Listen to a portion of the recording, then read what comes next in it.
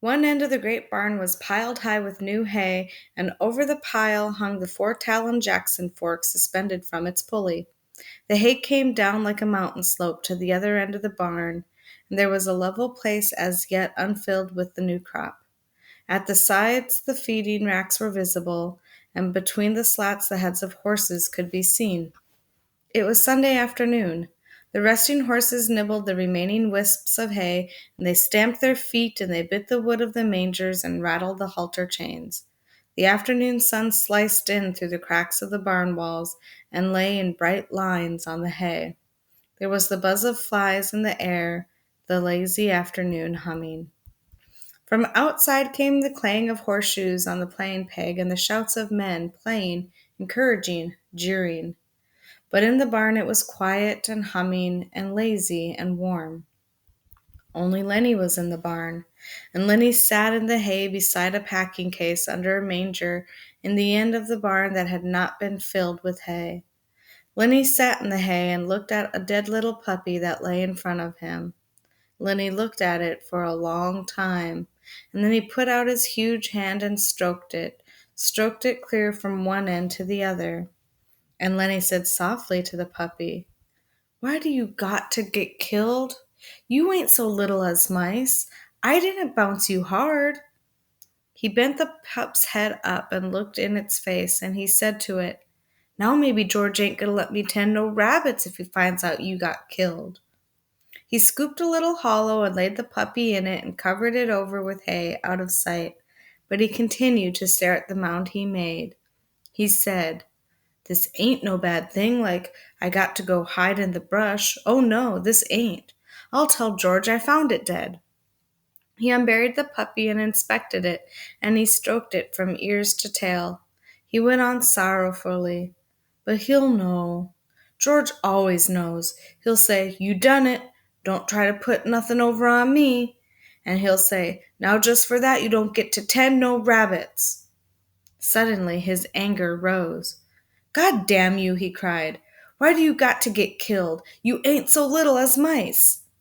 He picked up the pup and hurled it from him. He turned his back to it. He sat bent over his knees and he whispered, "Now I won't get to tend the rabbits. Now he won't let me." He rocked himself back and forth in his sorrow. From outside came the clang of horseshoes on the iron stake, and then a little chorus of cries. Lenny got up and brought the puppy back and laid it on the hay and sat down. He stroked the pup again. "You wasn't big enough," he said. "They told me and told me you wasn't. I didn't know you'd get killed so easy." He worked his fingers on the pup's limp ear. "Maybe George won't care," he said. "This here goddamn little son of a bitch wasn't nothing to George." Curly's wife came around the end of the last stall. She came very quietly so that Lenny didn't see her. She wore her bright cotton dress and the mules with the red ostrich feathers. Her face was made up and the little sausage curls were all in place. She was quite near to him before Lenny looked up and saw her. In a panic, he shoveled hay over the puppy with his fingers. He looked sullenly up at her. She said, "What you got there, sonny boy?" Lenny glared at her. "George says I ain't to have nothing to do with you, talk to you or nothing." She laughed. "George giving you orders about everything?" Lenny looked down at the hay. "Says I can't tend no rabbits if I talk to you or anything." She said quietly, "He's scared Curly'll get mad. Well, Curly got his arm in a sling, and if Curly gets tough, he can break his other hand. You didn't put nothing over on me about it getting caught in no machine." But Lenny was not to be drawn. "No, sir, I ain't going to talk to you or nothing." She knelt in the hay beside him. "Listen," she said. "All the guys got a horseshoe tenement going on. It's only about 4 o'clock. None of them guys is going to leave that tenement. Why can't I talk to you? I never get to talk to nobody. I get awful lonely." Lenny said, "Well, I ain't supposed to talk to you or nothing." "I get lonely," she said. "You can talk to people, but I can't talk to nobody but Curly, else he gets mad. How'd you like not to talk to nobody?" Lenny said, "Well, I ain't supposed to. George is scared I'll get in trouble. She changed the subject. What you got covered up there? Then all Lenny's woe came back to him. Just my pup, he said sadly. Just my little pup. And he swept the hay from on top of it. Why, he's dead, she cried. He was so little, said Lenny, and I was just playing with him, and he made like he was going to bite me, and I made like I was going to smack him, and I done it. And then he was dead. She consoled him. Don't you worry none. He was just a mutt. You can get another one easy. The whole country is full of mutts. It ain't that so much, Lenny explained miserably. George ain't gonna let me tend no rabbits now. Why don't he? Well, he said if I'd done any more bad things, he ain't gonna let me tend the rabbits. She moved closer to him and she spoke soothingly. Don't you worry about talking to me. Listen to the guys yell out there. They got $4 bet in that tenement. None of 'em ain't gonna leave till it's over. If George sees me talking to you, he'll give me hell, Lenny said cautiously. He told me so. Her face grew angry. What's the matter with me? She cried. Ain't I got a right to talk to nobody? What do they think I am anyways? You're a nice guy. I don't know why I can't talk to you. I ain't doing no harm to you. Well, George says you'll get us in a mess. Aw, nuts, she said. What kind of harm am I doing to you? Seems like they ain't none of them cares how I gotta live. I tell you, I ain't used to living like this. I could have made something of myself. She said darkly, Maybe I will yet. And then her words tumbled out in a passion of communication, as though she hurried before her listener could be taken away. I lived right in Salinas, she said. Come there when I was a kid. Well, a show come through, and I met one of the actors. He says I could go with that show, but my old lady wouldn't let me. She says because I was only 15, but the guy says I coulda. If I'd a went, I wouldn't be living like this, you bet. Lenny stroked the pup back and forth. We're going to have a little place. And rabbits, he explained. She went on quickly with her story before she could be interrupted. Another time I met a guy, and he was in pictures. Went out to the Riverside Dance Palace with him. He says he was going to put me in the movies, says I was a natural. Soon as he got back to Hollywood, he was going to write to me about it. She looked closely at Lenny to see whether she was impressing him. I never got that letter, she said. I always thought my old lady stole it. Well, I wasn't going to stay no place where I couldn't get nowhere or make something of myself, and where they stole your letters. I asked her if she stole it too, and she says no.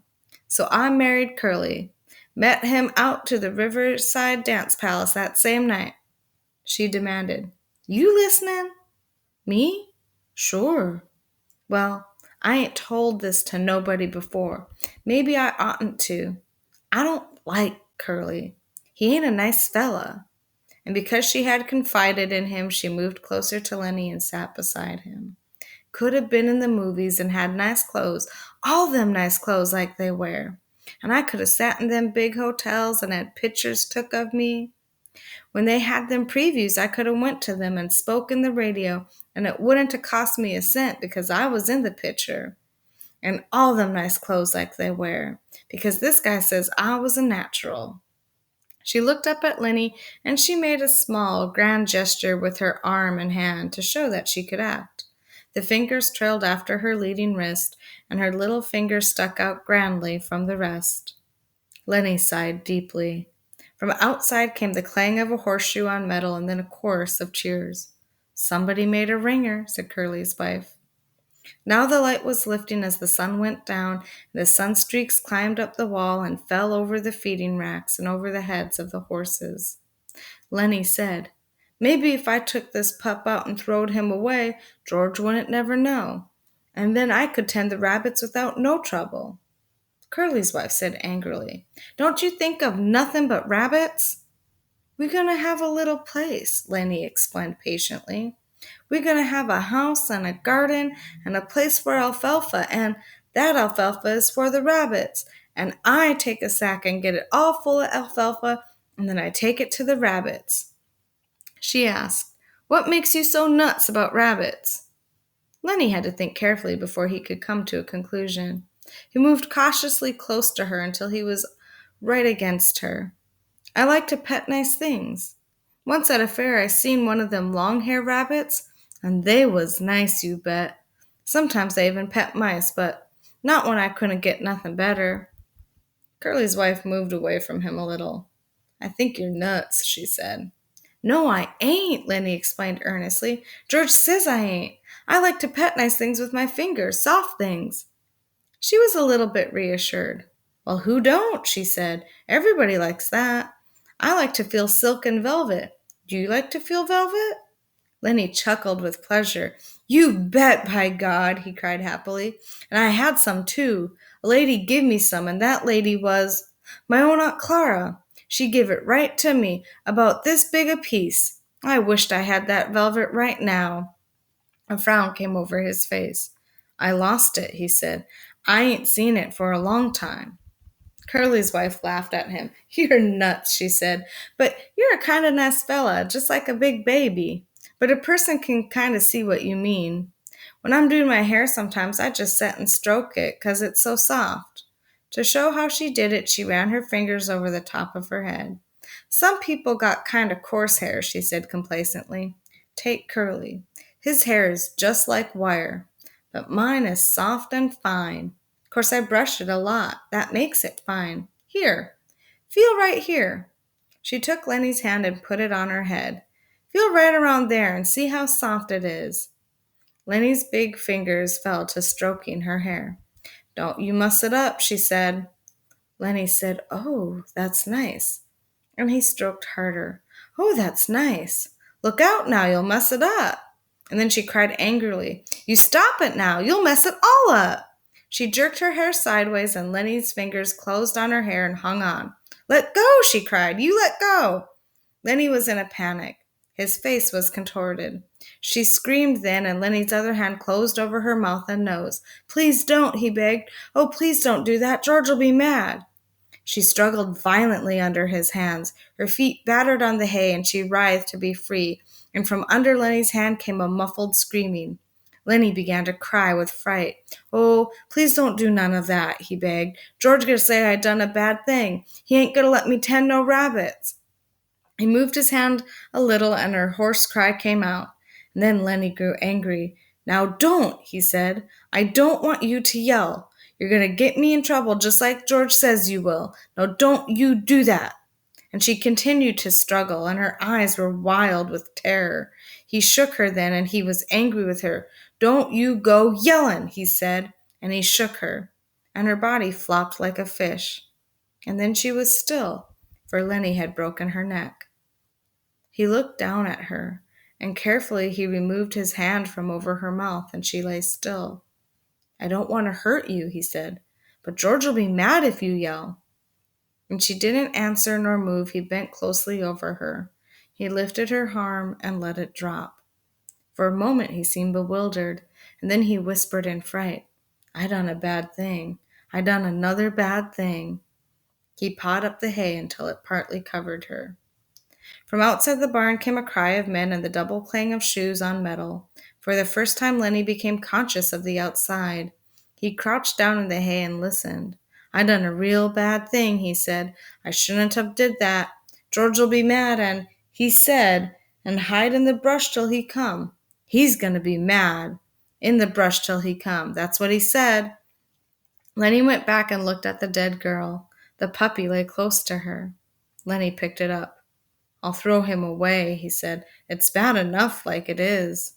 He put the pup under his coat, and he crept to the barn wall and peered out between the cracks toward the horseshoe game, and then he crept around the end of the last manger and disappeared. The sun streaks were high on the wall by now, and the light was growing softly in the barn. Curly's wife lay on her back, and she was half covered with hay. It was very quiet in the barn, and the quiet of the afternoon was on the ranch. Even the clang of the pitched shoes, even the voices of the men in the game seemed to grow more quiet. The air in the barn was dusky in advance of the outside day. A pigeon flew in through the open hay door and circled and flew out again. Around the last stall came a shepherd bitch, lean and long, with heavy hanging dugs. Halfway to the packing box where the puppies were, she caught the dead scent of Curly's wife, and the hair arose along her spine. She whimpered and cringed to the packing box and jumped in among the puppies. Curly's wife lay with a half covering of yellow hay. And the meanness and the plannings and the discontent and the ache for attention were all gone from her face. She was very pretty and simple, and her face was sweet and young. Now her rouged cheeks and her reddened lips made her seem alive and sleeping very lightly. The curls, tiny little sausages, were spread on the hay behind her head, and her lips were parted. As happens sometimes, a moment settled and hovered and remained for much more than a moment, and sound stopped and movement stopped for much, much more than a moment. Then gradually time awakened again and moved sluggishly on. The horses stamped on the other side of the feeding racks, and the halter chains clinked. Outside, the men's voices became louder and clearer. From around the end of the last stall, old Candy's voice came. "Lenny," he cried. "Oh, Lenny, you in here? I've been figuring out some more. Tell you what we can do, Lenny." Old Candy appeared around the end of the last stall. "Oh, Lenny," he called again, and then he stopped, and his body stiffened. He rubbed his smooth wrist on his white stubble whiskers. "I didn't know you was in here," he said to Curly's wife. When she didn't answer, he stepped nearer. "You oughtn't to sleep out here," he said disapprovingly. And then he was beside her and, oh, Jesus Christ. He looked about helplessly and rubbed his beard, and then he jumped up and went quickly out of the barn. But the barn was alive now. The horses stamped and snorted, and they chewed the straw of their bedding, and they clashed the chains of their halters. In a moment, Candy was back, and George was with him. George said, "What was it you wanted me to see about?" Candy pointed at Curly's wife. George stared. "What's the matter with her?" he asked. He stepped closer, and then he echoed Candy's words. "Oh, Jesus Christ." He was down on his knees beside her. He put his hand over her heart, and finally when he stood up, slowly and stiffly, his face was as hard and tight as wood, and his eyes were hard. Candy said, "What done it?" George looked coldly at him. "Ain't you got any idea?" he asked. And Candy was silent. "I should have knew," George said helplessly. "I guess maybe way back in my head I did." Candy asked, "What are we going to do now, George? What are we going to do now?" George was a long time in answering. "Guess we got to tell the guys. I guess we got to get him locked up. We can't let him get away, or the poor bastard'd starve." And he tried to reassure himself. Maybe they'll lock him up and be nice to him. But Candy said excitedly, "We oughtn't to let him get away. You don't know that, Curly. Curly gonna want to get him lynched. Curly'll get him killed." George watched Candy's lips. "Yeah," he said at last. "That's right. Curly will, and the other guys will." And he looked back at Curly's wife. Now Candy spoke his greatest fear. "You and me can still get that little place, can't we, George? You and me can go there and live nice, can't we, George? Can't we?" Before George answered, Candy dropped his head and looked down at the hay. He knew. George said softly, "I think I knowed it from the very first. I think I knowed we never do her. He used to like to hear about it so much I got to thinking maybe we would." "Then it's all off?" Candy asked sulkily. George didn't answer his question. George said, "I'll work my month and I'll take my $50 and I'll stay all night in some lousy cat house, or I'll sit in some pool room till everybody goes home. Then I'll come back and work another month and I'll have $50 more." Candy said, "He's such a nice fella. I didn't think he'd do nothing like this." George still stared at Curly's wife. "Lenny never done it in meanness," he said. "All the time he done bad things, but he never done one of 'em mean." He straightened up and looked back at Candy. "Now listen. We gotta tell the guys. They got to bring him in, I guess. They ain't no way out. Maybe they won't hurt him." He said sharply, "I ain't gonna let 'em hurt Lenny. Now you listen. The guys might think I was in on it. I'm gonna go in the bunkhouse. Then in a minute you come out and tell the guys about her, and I'll come along and make like I never seen her. Will you do that? So the guys won't think I was in on it?" Candy said, "Sure, George. Sure, I'll do that." Okay, give me a couple minutes then and you come running out and tell like you just found her. I'm going now. George turned and went quickly out of the barn. Old Candy watched him go. He looked helplessly back at Curly's wife, and gradually his sorrow and his anger grew into words. You goddamn tramp, he said viciously. You done it, didn't you? I suppose you're glad. Everybody knowed you'd mess things up. You wasn't no good, and you ain't no good now, you lousy tart. He sniveled and his voice shook. I could have hoed in the garden and washed dishes for them guys. He paused and then he went on in a sing-song, and he repeated the old words. If they was a circus or a baseball game, we would have went to her. Just said to hell with work and went to her. Never asked nobody's say so. And there'd have been a pig and chickens. And in the winter, the little fat stove. And the rain comin'. And us just settin' there. His eyes blinded with tears, and he turned and went weakly out of the barn, and he rubbed his bristly whiskers with his wrist stump. Outside, the noise of the game stopped. There was a rise of voices and question, a drum of running feet, and the men burst into the barn. Slim and Carlson and young Wit and Curly and Crooks keeping back out of attention range. Candy came after them, and last of all came George. George had put on his blue denim coat and buttoned it, and his black hat was pulled down low over his eyes. The men raced around the last stall. Their eyes found Curly's wife in gloom, and they stopped and stood still and looked. Then Slim went quietly over to her and he felt her wrist. One lean finger touched her cheek, and then his hand went under her slightly twisted neck and his fingers explored the neck. When he stood up, the men crowded near, and the spell was broken. Curly suddenly came to life. I know who done it, he cried. That big son of a bitch done it. I know he done it. Why, everybody else was out there playing horseshoes. He worked himself into a fury. I'm gonna get him. I'm going for my shotgun. I'll kill the big son of a bitch myself. I'll shoot him in the guts. Come on, you guys. He ran furiously out of the barn. Carlson said, I'll get my Luger. And he ran out too. Slim turned quietly to George. I guess Lenny done it all right, he said. Her neck's bust. Lenny could have did that? George didn't answer, but he nodded slowly. His hat was so far down on his forehead that his eyes were covered. Slim went on. Maybe like that time in Weed you was tellin' about? Again, George nodded. Slim sighed. Well, I guess we got to go get him. Where you think he might have went?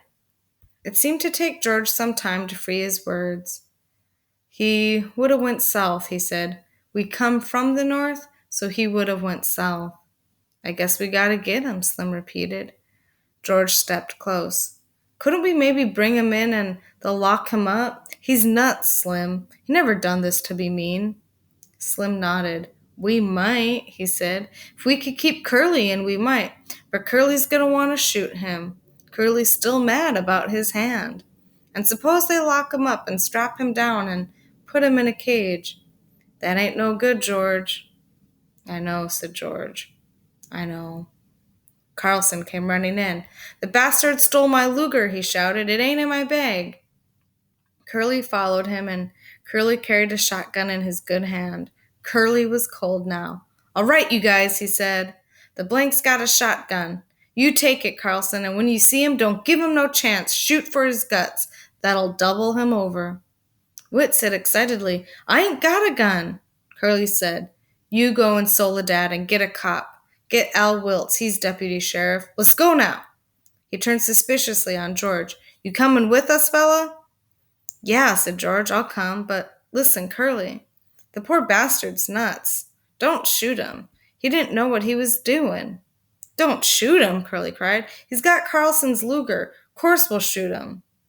George said weakly, maybe Carlson lost his gun. I seen it this morning, said Carlson. No, it's been took. Slim stood looking down at Curly's wife. He said, Curly, maybe you better stay here with your wife. But Curly's face reddened. I'm going, he said. I'm going to shoot the guts out of that big bastard myself, even if I only got one hand. I'm going to get him. Slim turned to Candy. You stay here with her then, Candy. The rest of us better get going. They moved away. George stopped a moment beside Candy, and they both looked down at the dead girl until Curly called, "You, George, you stick with us so we don't think you had nothing to do with this." George moved slowly after them, and his feet dragged heavily. And when they were gone, Candy squatted down in the hay and watched the face of Curly's wife. "Poor bastard," he said softly. The sound of men grew fainter. The barn was darkening gradually, and in their stalls the horses shifted their feet and rattled the halter chains. Old Candy lay down in the hay and covered his eyes with his arm.